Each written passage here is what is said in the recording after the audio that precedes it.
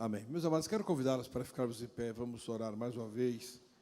Quero pedir para que o pastor Sobral esteja aqui orando conosco. Em seguida, estaremos ouvindo o pastor Robson, que estará entregando a palavra de Deus.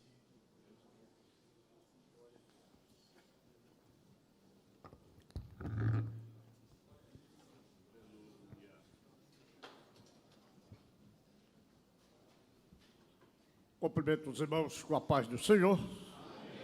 Querido Deus, nosso Pai, estamos aqui neste momento, Senhor, neste santuário. Agora, Senhor, abençoa teu filho que vai nos trazer a mensagem nesta noite.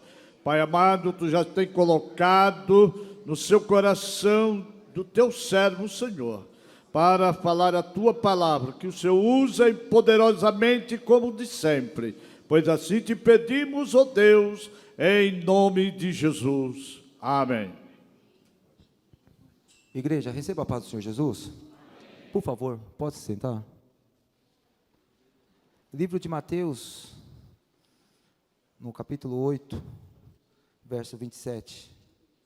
Enquanto os irmãos abrem a Bíblia, eu sou grato a Deus pela salvação, evidentemente merecida, de um Deus que nos amou de uma forma tão inexplicável. Sou grato a Deus também pela minha esposa, minha neguinha, que sempre me acompanha, anos juntos, pelos meus filhos que Deus me deu, Pedro e Ana. Pedro é pentecostal, uma benção, e a Aninha é chorona. Pode ver que o nome parece que... Sou grato a Deus também pelo nosso pastor José Wellington, obrigado, pela nossa irmã Lídia, esse casal que tem cuidado tanto da minha esposa, dos meus filhos e de mim. O nosso pastor, o pastor Danilo, irmã Linda, obrigado por todos os obreiros desta igreja e também pelo setor 19. Amém? No verso 27, diz assim, no capítulo 8 do Evangelho de Mateus, abre aspas, e aqueles homens se maravilharam, dizendo, que homem é este, que até os ventos e o mar lhe obedecem. Fecha aspas. Assim que eu cheguei,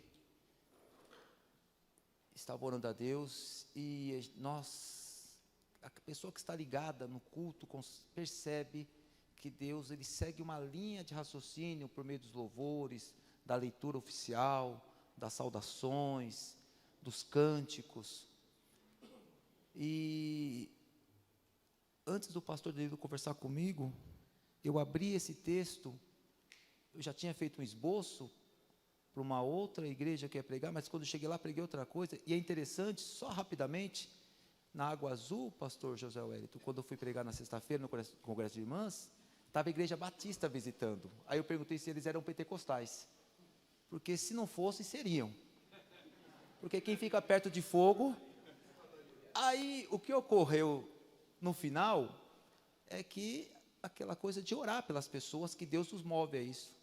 E tinha uma adolescente chorando. Aí eu perguntei para ela, você quer falar em línguas? Eu quero.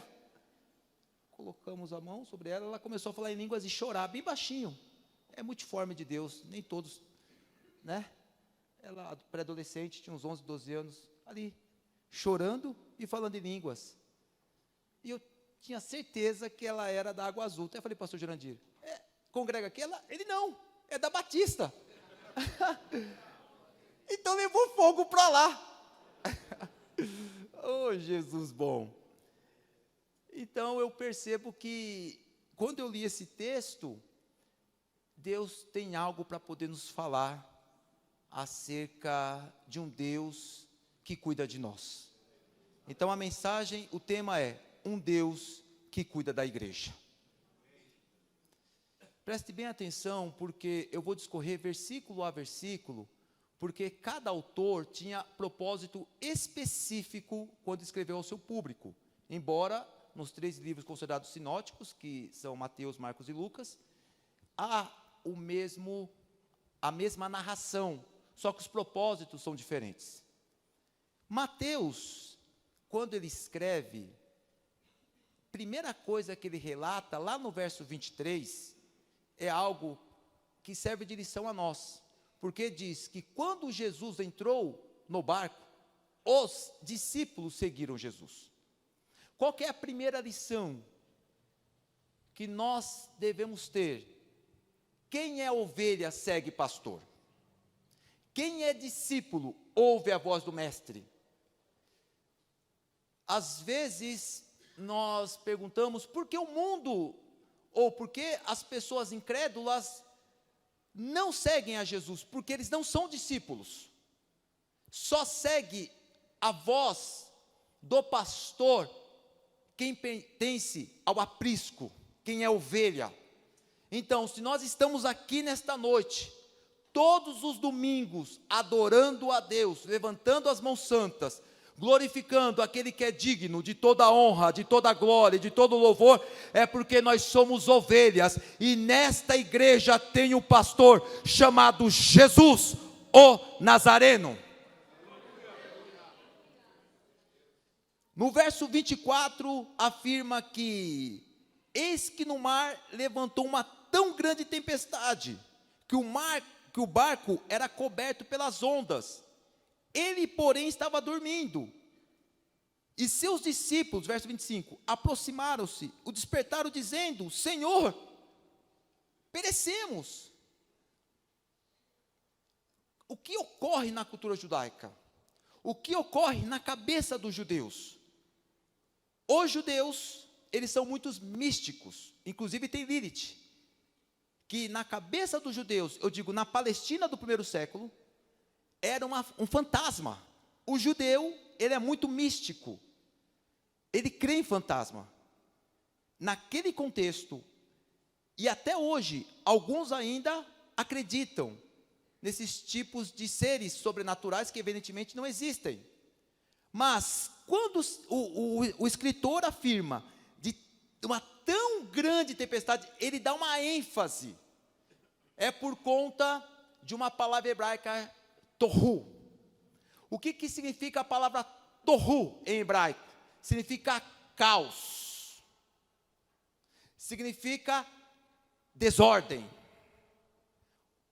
No bom português, uma bagunça generalizada. Percebam, portanto, que quando Jesus entra no barco, ele está cansado e vai dormir. Entretanto, uma grande tempestade, em outras palavras, um grande caos, uma grande desordem, uma bagunça generalizada tomou aquele contexto. Quando nós olhamos para esse texto, o que nos chama a atenção é que tinha pescadores exímios, homens experimentados no mar, a exemplo de Pedro. Eu, curioso que sou pela Bíblia, eu fui perguntar a um amigo, ele pesca muitas vezes em alto mar. E eu perguntei: Marcos, você já enfrentou uma grande tempestade no alto mar quando você foi pescar? Ele: já, algumas vezes. E eu perguntei: e o que você faz? Você fica com medo? Ele: não.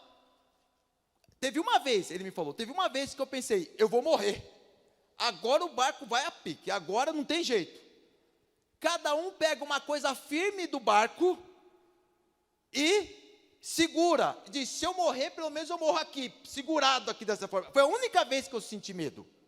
Então percebam como o escritor Mateus, ele dá uma ênfase no texto, dizendo que todos ficaram apavorados.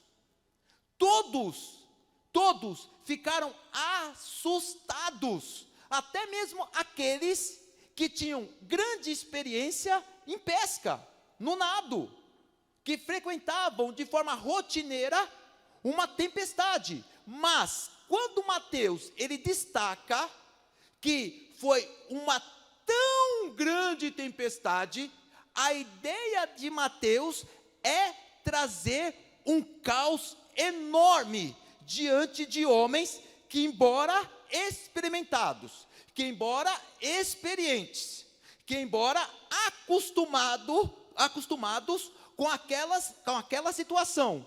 Eles não poderiam dar conta daquele problema. O que demonstra que, às vezes, a forma intelectiva, cartesiana, a forma de Bhaskara, a racionalidade, a ciência, a tecnologia, o dinheiro, o cartão de crédito, o status, qualquer coisa terrena não pode solucionar problemas que somente a mão de Deus pode colocar em ordem. É isso que Mateus está demonstrando a nós. Eles ficaram apavorados de tal forma que chegaram e Jesus está dormindo. Todas as vezes que eu olho para esse texto eu fico perplexo. Jesus está dormindo. Como pode? Você já parou para pensar? Água, eu perguntei, Marcos, o que acontece? Ele fala que bate água em tudo quanto é lugar, fica todos molhados. Jesus,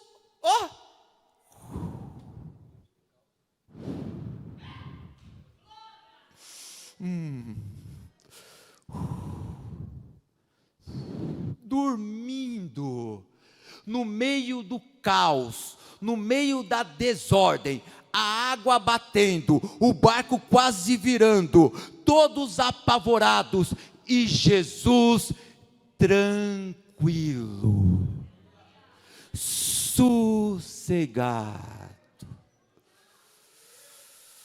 A paz do meu mestre, meu Deus do céu. Acorda, nós vamos morrer. Mestre, olha este caos, olha essa tempestade. Veja, o barco vai a pico, vai tudo desabar. Jesus diz: fique em paz, calma, homens de pouca fé. Aqui está a lição, na pergunta retórica de Jesus. Por quais motivos Jesus dorme dentro do nosso barco no momento de caos?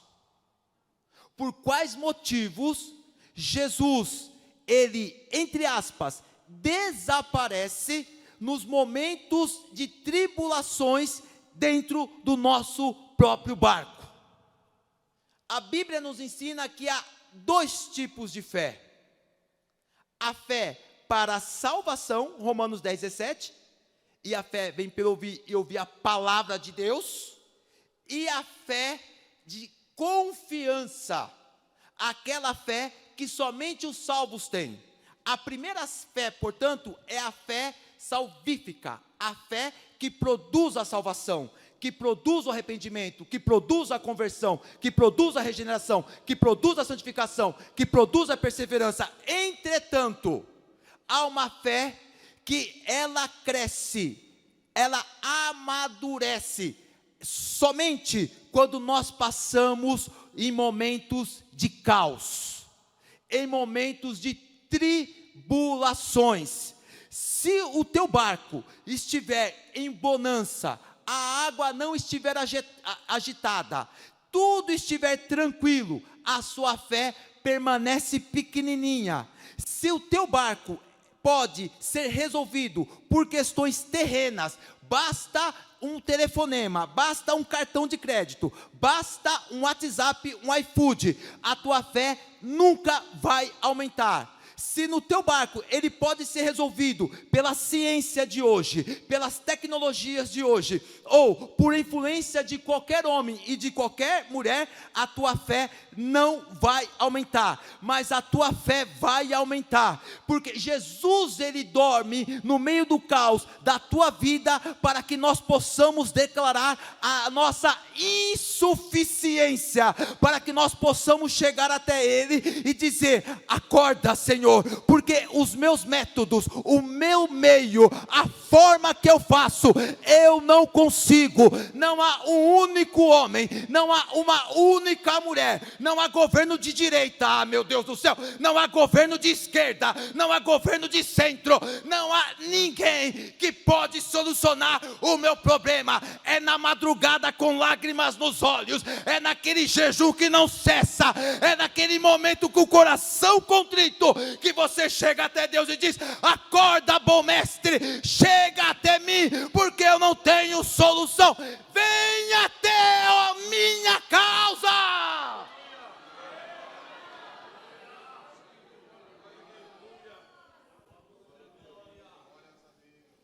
Como diz o pastor João Paulo na nossa escola bíblica, se é um adolescente, fala: isso é coisa de maluco. Jesus levanta e ele faz algo que somente Deus fez no Antigo Testamento. O que Mateus está apontando aqui é que Jesus possui os atributos de Yahweh, possui os atributos de Deus. Por quê? Fazer milagres? Ah, Jesus, homem faz, tudo bem, mas quem controla a criação? Jesus diz, Mateus, que ele diz assim: o que acontece com vocês, homens de pouca fé? Só um minuto, que eu vou até ali e já volto.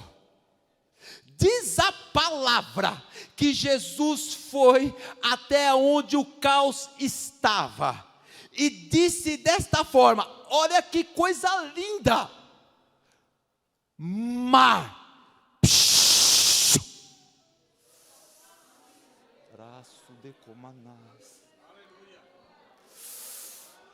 meu Deus do céu, mar,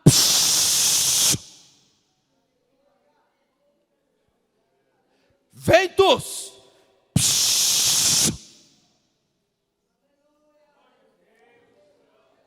entenderam? Mar tem ouvidos, vento tem ouvidos, mas a Bíblia é a Bíblia do assombro. Eu vou falar mais uma vez: a Bíblia tem textos que nos deixam assombrados. Ele chega até a ponta do barco e diz assim: mar, silencia-se, porque eu estou dormindo. Vento, para, porque eu estou dormindo. Sabe o que o mar e os ventos fizeram? Olharam para quem? Não olharam para o homem, não olharam para um simples profeta. Os ventos e o mar não olharam para Elias, não olharam para Moisés, não olharam para o apóstolo Paulo. Eles olharam para o Criador. A criação olhou para o Criador. Quando o mar olha para o Criador, é uma coisa de maluco mesmo, mas é isso que aconteceu. Quando os ventos olharam para o Criador, eles falaram: quem está falando é o Criador, quem está falando é o Criador, quem está falando é o Criador. Meu Deus do céu, quem está falando é o meu Criador.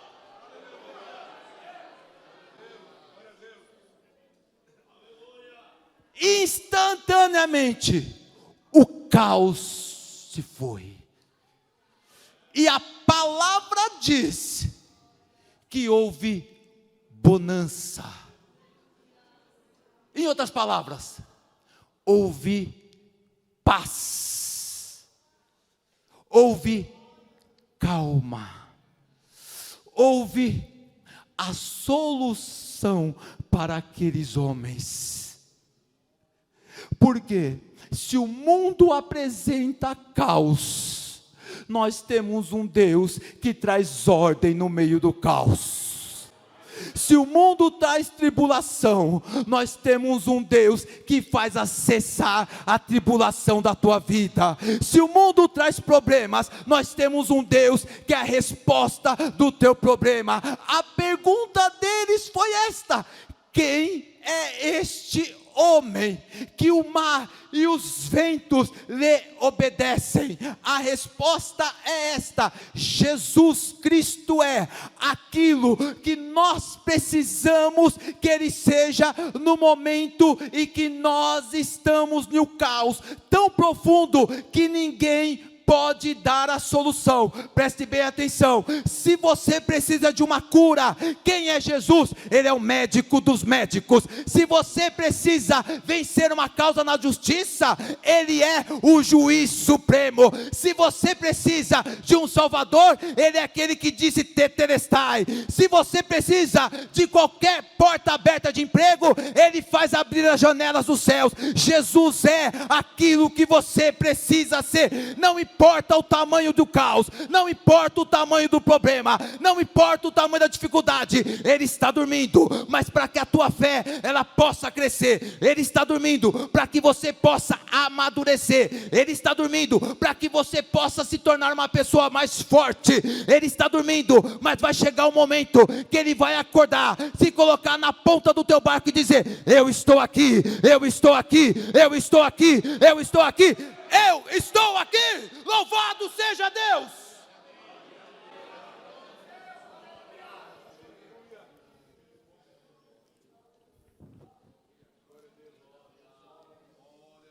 É isso que Jesus é.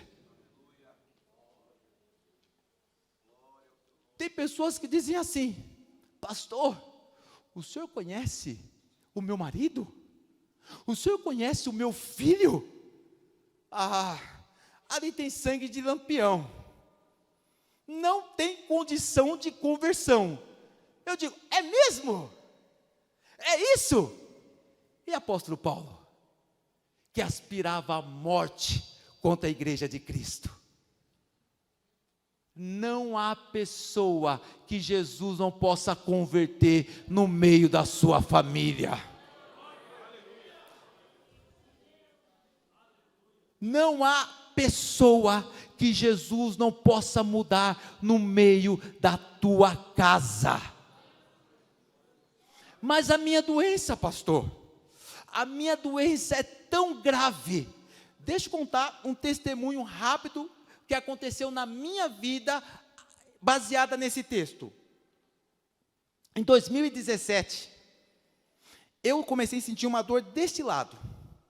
Eu nunca me esqueço disso. Deste lado. E à noite eu não conseguia dormir. Eu acordava, eu falava assim: nega, tá doendo. E para trabalhar, aí, mas só que as dores estavam, presta bem atenção, as dores estavam aumentando. E minha esposa: vai para o médico, vai para o médico. Eu falei: eu vejo que é profeta nessa casa. Aí eu fui.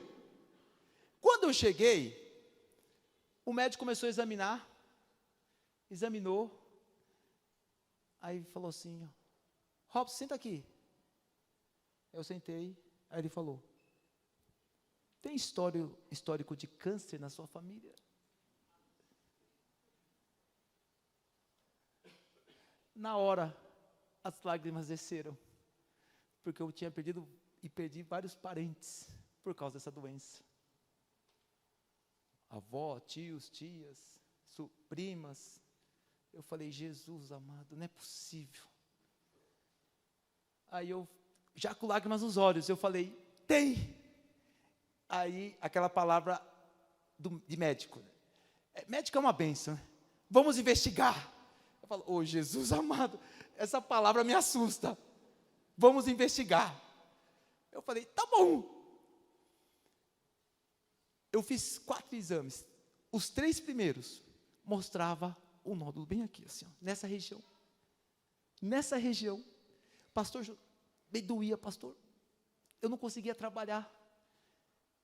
Aí ele falou assim para mim: agora nós vamos fazer o último, que é colo, que é pelo reto, para ver exatamente onde está, para ir próximo passo. Igreja, eu fiquei desesperado. Eu cheguei até minha esposa e disse assim: neguinha, você é jovem, bonita, já tem uma casa, vai ter minha pensão. Então, se for da vontade de Deus, eu só peço uma coisa: casa com outro homem crente. Olha o desespero de um homem.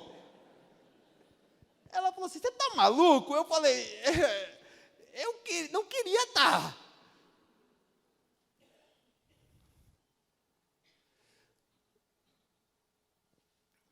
Domingo, quando eu estava voltando da escola bíblica, aí estava a irmã Norma, sentada à frente, uma senhora do círculo de oração, aquelas do coque, sabe?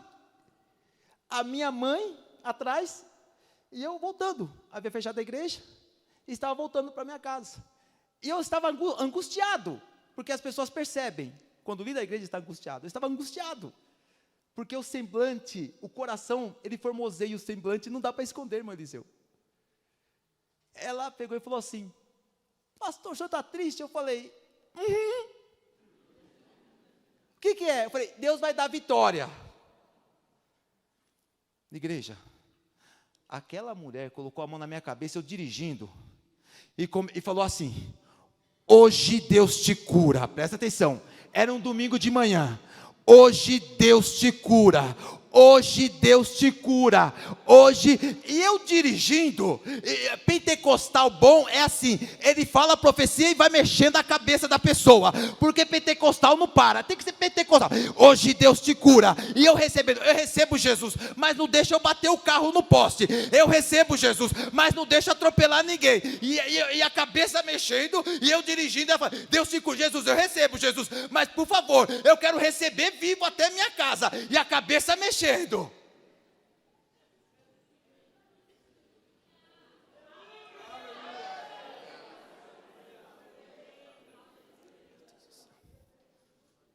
Na segunda-feira, fui até o hospital da Polícia Militar.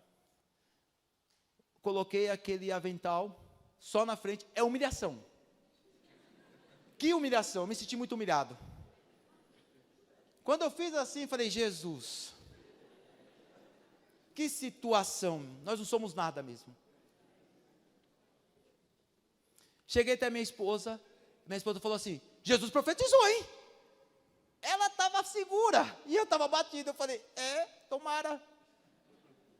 Eu lembro que quando eu deitei na maca, veio a equipe de enfermagem, disse assim: senhor Robson, nós vamos ministrar esse medicamento, você vai dormir, só vai acordar após o exame.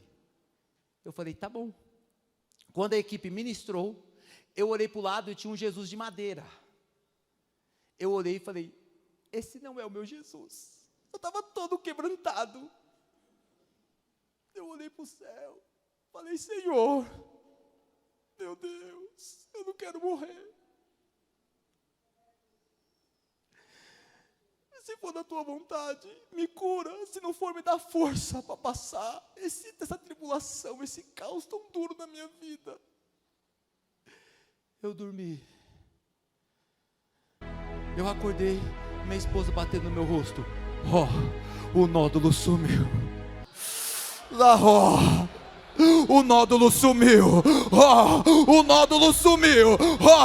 Eu acordei e falei: o que aconteceu? Sumiu o quê? O nódulo. Eu falei: como assim sumiu? Porque você passa por um caos tão grande que você, né? Cadê os exames? Eu quero ver se sumiu mesmo. Eu peguei os exames, levei até o médico. Ele pegou e jogou para um lado o raio-x, e jogou para o outro, e jogou. Aí começou a comparar. Falei: mas cadê? O que aconteceu? Não está mais aqui. Eu falei: é porque Jesus é bom. Ele falou: você é crente? Eu falei: eu sou.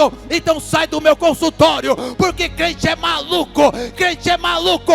Deus está no meio do caos dizendo: eu vou acalmar a tempestade.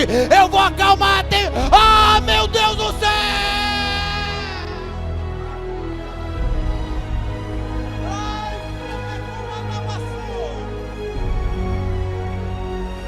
Não há tempestade que pode parar o nosso Deus. Não há caos que Ele não pode intervir. Não há pessoa que Ele não possa salvar. Não há doença que Ele não possa curar. Ele está dizendo nesta noite: eu sou o que sou. Eu sou o Cordeiro de Deus. Eu sou o Alfa. Eu sou o Ômega. Eu sou o princípio. Eu sou o fim. Eu sou o Todo-Poderoso. Eu sou Jesus de Nazaré. Louvado seja Deus.